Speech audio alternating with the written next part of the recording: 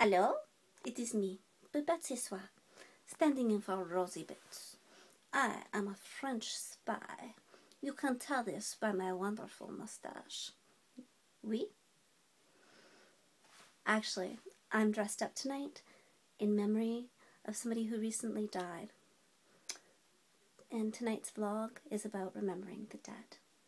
I find Halloween, and soon to be the Day of the Dead, an appropriate time to think about those in my life who've passed away and the rituals that I have to remember them. I recently had a woman in my community die, 42 years old, in what seemed to be perfect health with young children. She was flamboyant and radiant. And so tonight I dress up in her honor as a ritual of remembering her. We weren't close friends, but we knew each other, and I appreciated her existence in this world. And so this is for her. And it makes me think about what we do to remember the dead in our culture. I find that after people die, suddenly they slip from memory, and you don't talk about them or think about them. You don't bring them up, or people don't bring them up to you, afraid to cause grief.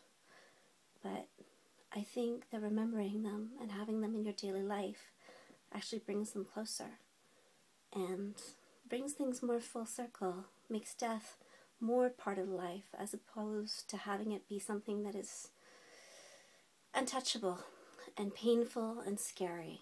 Certainly it's painful. Death, even at the best of times, sucks and isn't pleasant and hurts. But continuing the idea of somebody is important. And we can do that in all sorts of ways. For one of my friends who died, he was 22. His girlfriend and I danced on his grave. He had planned this before he died and told me what he wanted. And so, about a week after he was dead, we went out to his grave. It still wasn't even solid in the ground yet. And we danced. We ate ice cream. I think we buried special rocks into his grave. We played music. We smoked cigarettes and did the things that he would have wanted us to do. And we thought of him and we cried.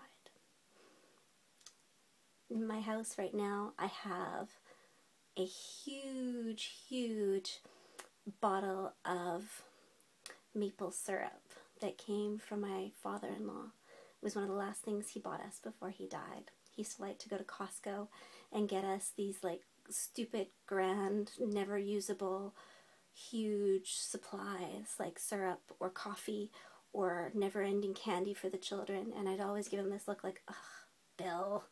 And he'd do it, and he'd smile, knowing that it would piss me off a little bit. And after he died, this became our ritual of remembering that every time we had pancakes, we'd remember Granddad. And as the bottle went down, we've now got it so that nobody's allowed to use the last little bit, so that we can always have Granddad in our house. I also had a friend who was a writer who died shortly after my son and I finished living with her. We had lived with her for 6 months. And every time I write now, I think of her, and I hope that little bits of what she taught me, of the love that she had for literature, for good words, for good food, for conversation, her passion comes into what I do.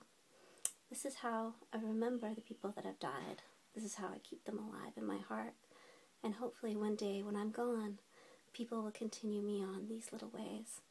Just daily things to keep these people with you. That's how I remember the dead, and that's how I celebrate Halloween. Babette ce soir, signing off.